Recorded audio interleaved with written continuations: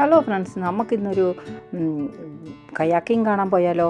വീടിനടുത്ത് തന്നെയുള്ളൊരു സ്ഥലമാണ് കേട്ടോ. നമ്മളെപ്പോഴും കുക്കിങ് പിന്നെ സ്ഥലം കാണാൻ പോക്ക്. ഇന്ന് നമുക്കൊന്ന് വേറെ ഒരു സ്ഥലം മാറി പിടിച്ച് നോക്കാം. എങ്ങനെയുണ്ടെന്ന് അറിയാമല്ലോ. നോക്കിക്ക് അങ്ങോട്ട് പോയ വഴിക്കത്തെ കാഴ്ചയാണിത്. എന്ത് സുന്ദരമായിട്ടുള്ള പെണ്ണുങ്ങളാണ് കുണിങ്ങി അല്ലേ.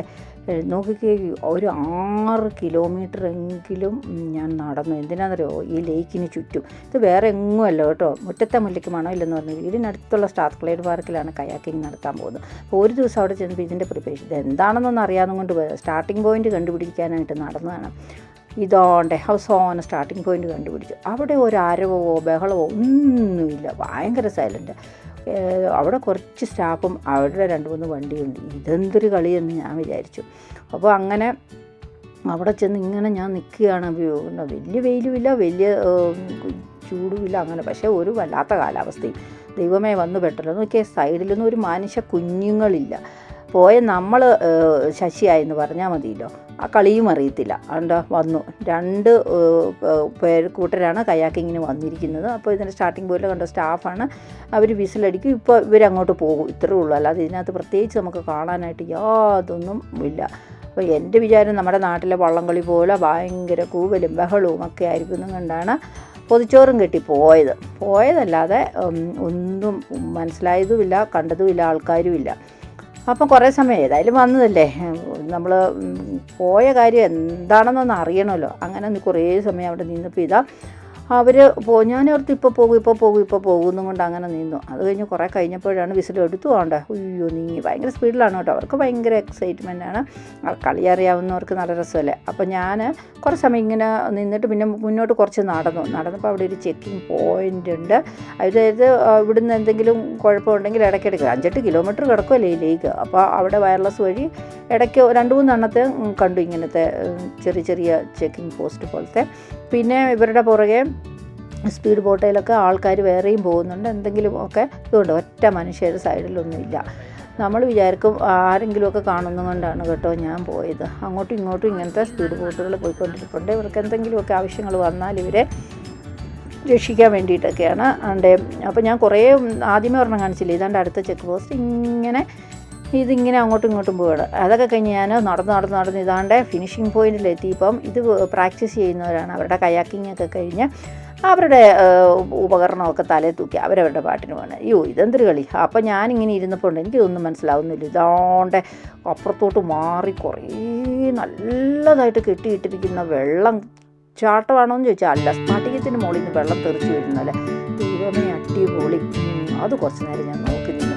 കാരണം അറിയാവുന്ന കാര്യത്തിൽ നമ്മൾ ശ്രമിച്ചാൽ മതിയല്ലോ. അറിയത്തില്ലാത്തതിന് വലിയ ശ്രദ്ധ കൊടുത്തിട്ട് കാര്യമില്ല. അങ്ങനെ അവിടെ നിന്നപ്പോൾ ഉണ്ടല്ലോ അതിൻ്റെ ഓപ്പോസിറ്റ് വെള്ളം പതഞ്ഞ് ചാടുകയാണ്. എന്നാൽ ഇപ്പുറത്തോട്ടൊന്ന് നോക്കിയാക്കാമെന്നും കൊണ്ട് ഞാൻ അപ്പുറത്തോട്ട് പോയപ്പോഴായിരുന്നു ഒരു കിളിയുണ്ട്. എന്നാൽ എൻ്റെ പേരൊന്നും എനിക്കറിയോ ഇങ്ങനെ ശാന്തമായിട്ട്. എന്നാൽ ഇവിടം വരെ വന്നതല്ലേ ഫൺ ബോട്ടയിൽ കയറിയേക്കാന്ന് വെച്ചു. ഞാനാണെങ്കിൽ സ്പീഡ് ബോട്ടിൽ കയറുക എന്ന് പറഞ്ഞാൽ എനിക്ക് ഇത്രയും പേടിയുള്ള കാര്യമില്ല. എന്നാലും വേണ്ടില്ല, നമുക്ക് ജീവിതത്തിൽ ചെറിയ അഡ്വഞ്ചറൊക്കെ വേണ്ടി. തിരിഞ്ഞ് നോക്കുമ്പോൾ നമുക്ക് ഒരു റിഗ്രറ്റും തോന്നരുത്. അപ്പോൾ ഞാൻ അങ്ങോട്ട് ചെന്നപ്പോൾ ഈ ഒറ്റ സ്റ്റാഫിൻ്റെ സന്തോഷം കണ്ടോ, ഭയങ്കര സന്തോഷം. അവർ 11 മണിയായപ്പോഴത്തേക്ക് തുറന്നു. അപ്പോൾ ഞാൻ അവിടെ ചെന്ന് പൈസയൊക്കെ അടച്ചു. ഇതോണ്ടെ കണ്ടോ, ഇതാണ് എൻ്റെ ഡ്രൈവർ റസൽ. എന്തൊരു സന്തോഷമായിട്ട് അവർ നമ്മളെ റിസീവ് ചെയ്യുന്നത്. അവരുടെ ലൈഫ് ജാക്കറ്റൊക്കെ തൂക്കിയിട്ടിട്ടുണ്ട്. എനിക്ക് ചേരുന്ന ഒരു ലൈഫ് ജാക്കറ്റ് അവർ തന്നു. 20 മിനിറ്റ് നേരത്തേക്കാന്ന് തോന്നുന്നു.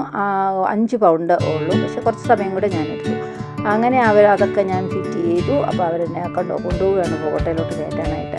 അപ്പം നിങ്ങളും പോരുമല്ലേ, നമുക്ക് ചുമ്മാ ഒന്ന് പോരും. അഡ്വഞ്ചർ ട്രിപ്പ് പോലെ അല്ലേ. എനിക്കാവട്ടോ, കാരണം ഇത് ഇഷ്ടമുള്ളവർക്ക് ഇഷ്ടം തന്നെയാണ്. എനിക്ക് ഭയങ്കര പേടിയാണ്. ഇതുകൊണ്ട് കിടക്കുന്നു നമ്മളെയും കാത്ത്. അയ്യോ ഗജവീരനെ പോലെ അങ്ങനെ ശ്വാസം പിടിച്ച് ഞാൻ അങ്ങോട്ട് ചെല്ലുകയാണ് കേട്ടോ. എൻ്റെ കർത്താവ് എന്തായി തീരുമെന്നുള്ളത് എല്ലാ ദൈവങ്ങളെയും ആത്മാർത്ഥമായിട്ട് വിളിച്ചു.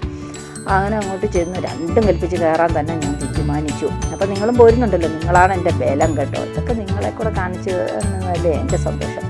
അപ്പം ഞാൻ അതിനകത്തോട്ട് നല്ല ഭംഗിയായിട്ട് അങ്ങോട്ട് കയറി ഇരുന്ന്. നമുക്ക് ഇച്ചിരി പേടിയുണ്ടെങ്കിൽ നമ്മൾ പുറത്തൊന്നും കാണിക്കരുതല്ലോ.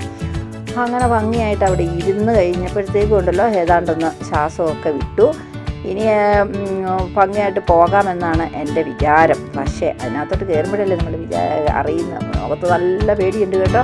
അപ്പോൾ ഡ്രൈവർ വന്നു. ഡ്രൈവർ നല്ലൊരു മനുഷ്യനായിരുന്നു, ഭയങ്കര കംഫർട്ടായിട്ടാണ് നമ്മളവിടെ പെരുമാറുന്നത്. കാരണം പുള്ളിക്കറിയാൻ നമുക്ക് ഭയങ്കര പേടിയാണെന്ന്. കാര്യം പറഞ്ഞാൽ തൊപ്പിയൊക്കെ വെച്ചോണ്ട് കയറുന്നു. പക്ഷേ ആദ്യം തന്നെ പതുക്കെ അങ്ങ് സ്റ്റാർട്ട് ചെയ്ത് നമ്മളങ്ങനെ പേടിപ്പിക്കത്തൊന്നുമില്ല. എൻ്റെ അമ്മോ ഇതങ്ങോട്ട് തുടങ്ങി കഴിഞ്ഞപ്പോഴത്തേക്കും ഉണ്ടല്ലോ, കണ്ടോ മുടിയൊക്കെ പാറി പറക്കുവാണേ.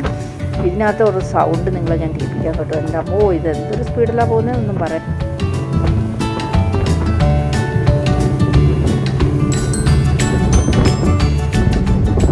മനസ്സിലായോ എന്നോ സ്പീഡിലാണ് ഇത് പോകുന്നതെന്ന്. എൻ്റെ ഹാർട്ട് റേറ്റ് ഏതാണ്ട് ഒരു 200 എനിക്ക് തോന്നുന്നു. അത്രയും ഞാൻ പേടിച്ചു പോയിട്ടുണ്ടോ. എൻ്റെ കൊണ്ടുപോകുന്ന വണ്ടിയുടെ ചക്രം എന്ത് സ്പീഡിലാണ് അവർ തിരിച്ച് കൊണ്ടുവന്ന് എൻ്റെ വിചാരം എൻ്റെ ദേവിക്ക് കൊണ്ടുവച്ചാൽ മതി എന്നായിരുന്നു. പക്ഷേ പുള്ളിക്കാരൻ നമ്മുടെ റസൽ നല്ല അടിപൊളി ടീമായിരുന്നു കേട്ടോ. നമുക്ക് അങ്ങനെ ഒരു വിഷമമൊന്നും തോന്നത്തില്ല. കുട്ടിയൊക്കെ വലിച്ച് പറിച്ചെടുത്തുകൊണ്ട് പോകുന്ന കൂട്ട് കാറ്റാണ്. അങ്ങനെ വേണം അല്ലേ? ഇതൊക്കെ അറിഞ്ഞോണ്ടല്ലേ നമ്മൾ പോയത്. അങ്ങനെ ഹൈ സ്പീഡിൽ നിന്ന് മീഡിയം സ്പീഡിലോട്ട് ഇറങ്ങിയപ്പോഴത്തേനും നോക്കിക്കേ എൻ്റെ മുഖത്തൊരു മാറ്റം വന്നു കഴിഞ്ഞു. അപ്പോൾ ഹാർട്ട് ബീറ്റൊക്കെ ഏതാണ്ട് റെഡി ആയിക്കൊണ്ടിരിക്കുന്നുണ്ട്. എൻ്റെ അമ്മച്ചോ മതി. അങ്ങനെ കൊതി അങ്ങ് തീർന്നു. ഞാൻ ഇതിപ്പോൾ രണ്ടാമത്തെ പ്രാവശ്യമാണ് കേട്ടോ. പക്ഷേ ആദ്യത്തെ പ്രാവശ്യം എനിക്ക് ഭയങ്കര പേടിയായിരുന്നു. ഇപ്രാവശ്യം എനിക്ക് അത്രയും പേടിയില്ല. ഇനി പോകാൻ എനിക്ക് ഒട്ടും പേടി തോന്നുന്നില്ല. കാരണം നിങ്ങളുണ്ടല്ലോ എൻ്റെ കൂടെ. അങ്ങനെ അവിടെ അടുപ്പിക്കുകയാണ് കേട്ടോ. തീരെ പതുക്കെയാണ്. നിങ്ങളിലൊക്കെ ഇങ്ങനെയുള്ള ബോട്ടിങ്ങൊക്കെ സമയം കിട്ടുമ്പോൾ പോകണം കേട്ടോ. നമുക്ക് കിട്ടുന്ന ചെറിയ ചെറിയ സമയങ്ങൾ ഇതൊക്കെയാണ് നമ്മുടെ ജീവിതത്തിലെ ഏറ്റവും വലിയ സന്തോഷം എന്ന് പറയുന്നത് അല്ലേ? അങ്ങനെ അതൊക്കെ നമ്മൾ എൻജോയ് ചെയ്തില്ല പിന്നെ നമ്മുടെ ജീവിതം എന്തുവാ? അങ്ങനെ ഭയങ്കര രസമായിട്ട് അങ്ങനെ ഞാൻ പോയിക്കൊണ്ടിരുന്നത്. എന്തൊക്കെയോ എന്നോട് പറയുന്നുണ്ട് ഡ്രൈവർ. പക്ഷേ നമുക്കിത് വല്ലതും കേൾക്കാൻ പറ്റുമോ? ഏതായാലും അങ്ങോട്ട് അടുപ്പിക്കുമ്പോഴത്തേക്കും എൻ്റെ മുഖത്തൊക്കെ നല്ലൊരു സമാധാനം വീണു. കാരണം അയ്യോ അടുപ്പിക്കുവാണല്ലോ എന്നുള്ളൊരു സമാധാനം. എന്തായാലും നല്ലൊരു എക്സ്പീരിയൻസ് ആയിരുന്നു. കയാക്കിങ് മനസ്സിലായില്ലല്ലോ എന്താ നമുക്ക് ബോട്ടിങ് നടന്നല്ലോ അല്ലേ? അതാണ്ട് അങ്ങോട്ട് അടുപ്പിച്ചു. അത് ഇനി നമ്മളെ കൊണ്ടുവന്ന് കെട്ടുവാണത്. അവിടെ കെട്ടിയിട്ടാണ് നമ്മളെ ഇറക്കുന്നത്. അപ്പം എന്നോട് പറയുകയാണ് ഞാൻ ഭയങ്കര സക്സസ് ആയിട്ട് ഇറങ്ങിയിട്ടുണ്ട്, ഇപ്പം നീ ഉറങ്ങിക്കോ എന്ന് പറഞ്ഞു. അപ്പോഴത്തേക്കും നിങ്ങൾക്ക് എൻജോയ് ചെയ്തോ? നിങ്ങളുടെ പേടിയൊക്കെ പോയോ? എൻ്റെ പേടിയൊക്കെ പോയി കേട്ടോ. അങ്ങനെ സന്തോഷമായിട്ട് ഞാനൊരു ദിവസം എൻജോയ് ചെയ്തു. നല്ല കാലാവസ്ഥയിൽ നമ്മുടെ വീടിൻ്റെ അടുത്തുള്ളത് മുറ്റത്തെ മുല്ലയ്ക്ക് മണം ഉണ്ടെന്ന് കാണിക്കാനുള്ളത്. നമുക്ക് വേറെ വീഡിയോ ആയിട്ട് ഉടനെ വരാം.